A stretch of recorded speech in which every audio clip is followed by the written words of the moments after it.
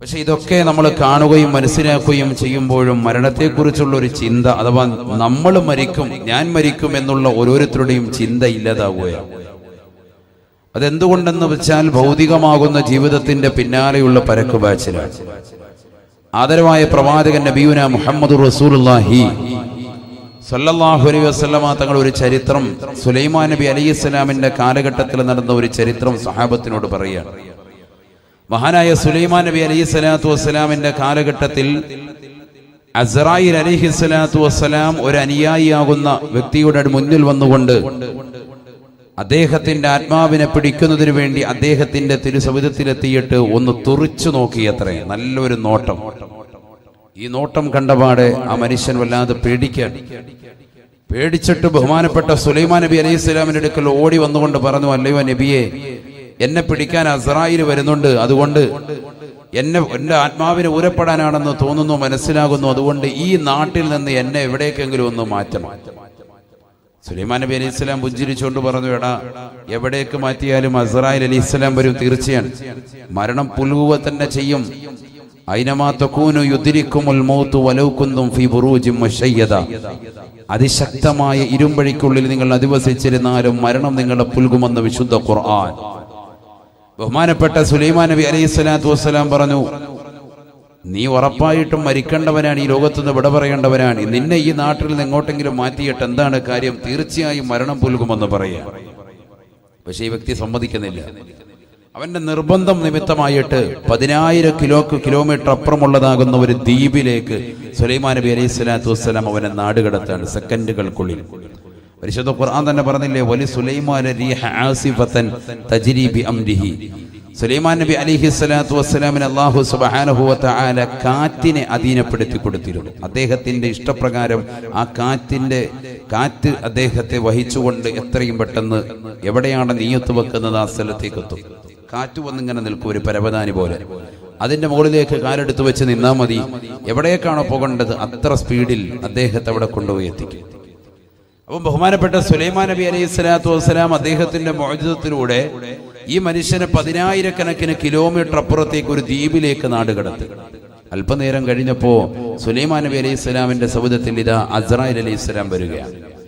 അസ്റായിൽ അലൈഹി സ്വലാം വന്നപ്പോ സുലൈമാൻ നബി അലൈഹി സ്വലാം ചോദിച്ചു, എടാ, നീ എന്റെ ഒരു അനുയായിയെ തുറിച്ചു നോക്കി എന്ന് കേട്ടല്ലോ. അവനെ പേടിപ്പിച്ചു, അവന്റെ ആത്മാവിനെ വെറുപെടുത്താൻ വേണ്ടി അവനെ പേടിപ്പിച്ചു എന്ന് പറഞ്ഞു.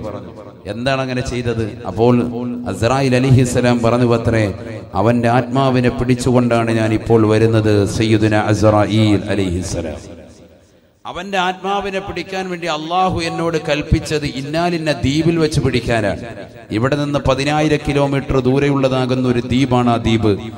ആ ദ്വീപിൽ വെച്ചിട്ടാണ് അവന്റെ ആത്മാവിനെ പിടിക്കേണ്ടത്. ആ ആത്മാവിനെ അവിടെ വെച്ചാണ് പിടിക്കാൻ അള്ളാഹു എന്നോട് കൽപ്പിച്ചത്. പക്ഷേ ഇവനിതാ ഈ നാട്ടിൽ നിൽക്കുന്നത് കണ്ടപ്പോൾ ഞാൻ അവനൊന്ന് തുറച്ചു നോക്കിയതാണ്. പിന്നെന്താ സംഭവിച്ചതെന്നറിയില്ല. സെക്കൻഡുകൾക്കുള്ളിൽ ഞാൻ നോക്കുമ്പോൾ അവൻ ആ ദ്വീപിലുണ്ട്. ഞാൻ അവന്റെ ആത്മാവിനെ പിടിച്ചുകൊണ്ടാണ് വരുന്നത് എന്ന് അസ്റായിൽ അലൈഹിസ്സലാം. ഇതൊരു ചരിത്രമാണ്. ഇത് നമുക്കൊരു പാഠമാണ്. കേൾക്കുമ്പോൾ ഒരു തമാശ തോന്നുന്നുവെങ്കിലും വലിയ ഒരു പാഠമാണ്. കാരണം എവിടെയായിരുന്നാലും നമ്മുടെ ശരീരത്തിൽ ആത്മാവിന് വേർപെടുത്തപ്പെടും. നമ്മുടെ ഈ നാട്ടിൽ എത്രയോ പ്രവാസികളുണ്ട്. അള്ളാഹു പ്രവാസികൾക്ക് സന്തോഷം നൽകട്ടെ. എത്രയോ പാവപ്പെട്ട സഹോദരിമാരുടെ ഭർത്താക്കന്മാർ പ്രവാസ ജീവിതം നയിക്കാൻ അള്ളാഹു ആഫിയത്തുള്ള ദീർഘായുസ്സ് നസീബാക്കട്ടെ. അവിടെ എല്ലാവരുടെയും നിയ്യത്ത് അള്ളാഹു കബൂലാക്കുമാറാവട്ടെ. എല്ലാ വിഷമങ്ങളും പ്രയാസങ്ങളും അള്ളാഹു മാറ്റിക്കൊടുക്കുമാറാവട്ടെ. ഈ പ്രവാസ ജീവിതം നയിക്കുന്നവർ അവരവരുടെ ജീവിതം ആ പ്രവാസ ലോകത്ത് തന്നെ അസ്തമിക്കുമോ? ചിന്തിച്ചു നോക്ക്. അതല്ല, നാട്ടിൽ വന്ന് ഈ പരിശുദ്ധമായ നാട്ടിൽ വന്ന് പവിത്രമായി മഹലിന്റെ ഖബർസ്ഥാനിൽ അന്ത്യവിശ്രമം ചെയ്യാൻ അവർക്ക് സൗഭാഗ്യം കിട്ടുമോ? ഇതാണ് നമ്മൾ ചിന്തിക്കേണ്ട പാഠം. എൻ്റെ മുന്നിലുള്ള സഹോദരിമാർ, ഭർത്താക്കന്മാർ, ഗൾഫിലുള്ളവർ, അവർ ഫോൺ വിളിക്കുമ്പോൾ അവരോട് എനിക്ക് അത് വേണം ഇത് വേണമെന്നൊക്കെ പറഞ്ഞ് നിർബന്ധം ചെലുത്തുമ്പോൾ നിന്റെ പ്രിയപ്പെട്ട ഭർത്താവ് പൊരുവയിലത്ത് മരുഭൂമിയിൽ കഷ്ടപ്പെട്ടുകൊണ്ട് യാതനകളും നൊമ്പരങ്ങളും സഹിച്ച് ചോര നീരാക്കിയിട്ടുണ്ടാക്കുന്ന പണം എങ്ങനെയാണെന്നുള്ളത് പെങ്ങളെ നീ ഒന്നറിയണം. അദ്ദേഹം ഒരു സെക്കൻഡിൽ ഒരു ഹാർട്ട് അറ്റാക്ക് വന്നുകൊണ്ടോ അല്ലെങ്കിൽ എന്തെങ്കിലും ഒരു അസുഖം മുഖേനയോ നാട്ടിലെത്തിയിട്ട് കിടപ്പിലായാൽ നിനക്ക് ഈ ചോദ്യങ്ങൾ ചോദിക്കാനും നിന്റെ മക്കൾക്ക് ഇത്തരത്തിൽ അടിച്ചു പൊളിക്കാനും ഇനി ഏതൊരു ഉപ്പയാണ് കിട്ടുക? വളരെ ചിന്തിക്കണം നമ്മൾ. മരണം തൊട്ടു മുന്നിലെത്തിയിരിക്കുകയാണ്.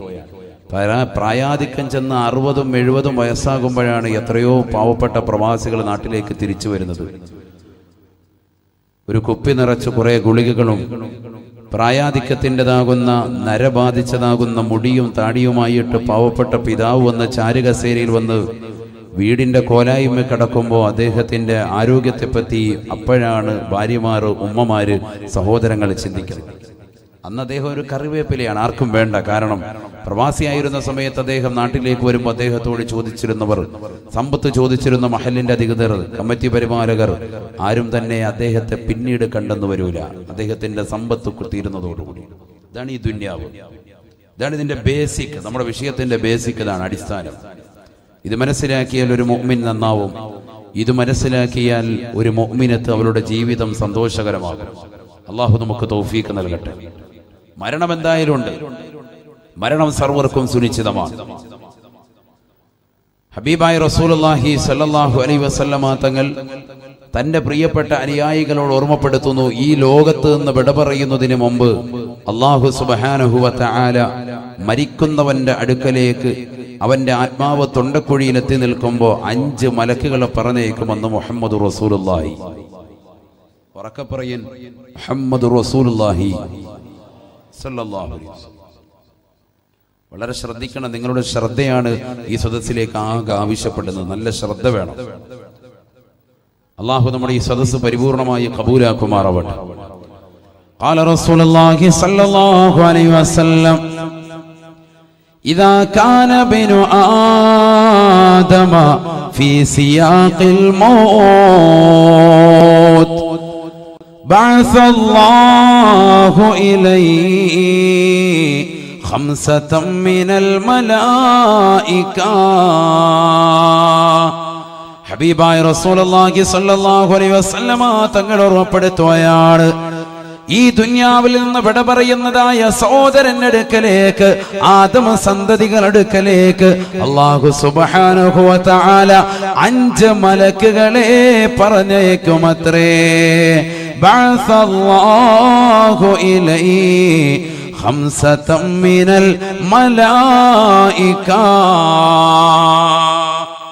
മരിക്കാൻ കിടക്കുന്നവന്റെ അടുക്കലേക്ക് അല്ലാഹു സുബ്ഹാനഹു വ തആല 5 മലക്കുകളെ പറഞ്ഞേക്കും. സയ്യിദുനാ റസൂലുള്ളാഹി സ്വല്ലല്ലാഹു അലൈഹി വസല്ലം, ഫയഅതീഹി മലകുൽ അവ്വൽ വറൂഹുഹു ഫിൽ ഹുൽഖൂം. ഹബീബായ റസൂലുള്ളാഹി സ്വല്ലല്ലാഹു അലൈഹി വസല്ലമ തങ്ങൾ ഓർമ്മപ്പെടുത്തുകയാണ്, ഈ ദുനിയാവിൽ നിന്ന് വിട പറയാൻ വേണ്ടി നിൽക്കുന്നതായ മനുഷ്യന്റെ അടുക്കലേക്ക് അല്ലാഹു സുബ്ഹാനഹു വ തആല 5 മലക്കുകളെ പറഞ്ഞേക്കുമത്രേ. അതിലൊന്നാമത്തെ മലക്ക് അവന്റെ കാതിന്റെ തീരത്തേക്ക് നിൽക്കുകയാണ്, അവന്റെ ചെവിയുടെ ഭാഗത്തേക്ക് നിൽക്കുകയാണ്.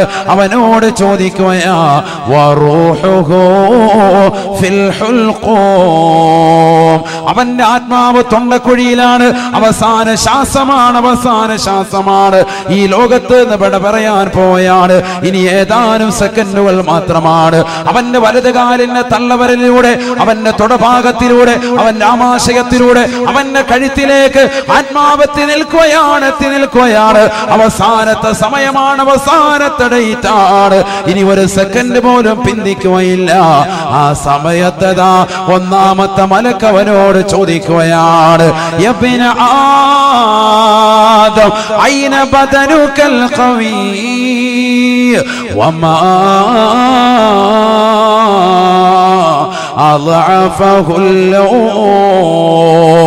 ആദമിന്റെ പൊന്നുമോനെ, പൊന്നുമോളെ, എന്ത് പറ്റിയടാ, എന്ത് പറ്റിയടാ, നിന്റെ ആരോഗ്യത്തിന് എന്ത് സംഭവിച്ചടാ, എന്ത് സംഭവിച്ചടാ. ഐന ബദനുകൽ ഖവീ, നിന്റെ ആരോഗ്യമുള്ള ശരീരം എവിടെ പോയി? വമാ അളഅഫഹുൽ നിന്റെ ആരോഗ്യത്തെ ബലഹീനപ്പെടുത്തിയത് എന്താണ്? നീ നല്ല ആരോഗ്യമുള്ള ചെറുപ്പക്കാരൻ ചെറുപ്പക്കാരനായിരുന്നല്ലോ. രാവിലെ സുബയുടെ ബാങ്ക് അലാറമാക്കി വെച്ചുകൊണ്ട് ഹദ്ദാദ് നഗറിലൂടെ നിയതാ ബേക്കൽ അങ്ങാടിയിലേക്ക് കിലോമീറ്ററുകളോളം നടന്നവനല്ലയോ? ഓട്ടത്തിലും ചാട്ടത്തിലും മുൻപന്തിയിലുള്ളവനല്ലയോ? പ്രിയപ്പെട്ട പെങ്ങളെ, പെങ്ങളെ, പറയങ്ങാനത്തുള്ള പെങ്ങളെ, നിന്റെ ശരീരത്തിലേതാകുന്ന കൊളസ്ട്രോൾ കുറയ്ക്കാൻ വേണ്ടി കിലോമീറ്ററുകളോളം നീ മൗവലിലൂടെ നടന്നവളല്ലയോ? ഈ നാട്ടിലൂടെ നടന്ന് നീങ്ങിയവളല്ലയോ? വമാ അൽഅഫഹുല്ലോ, നിന്നെ ശരീരത്തെ ബലഹീനപ്പെടുത്തിയതെന്താ? നിന്റെ ശരീരത്തെ ഇന്ന് ആരോഗ്യത്തെ ശയിപ്പിച്ചതെന്താ?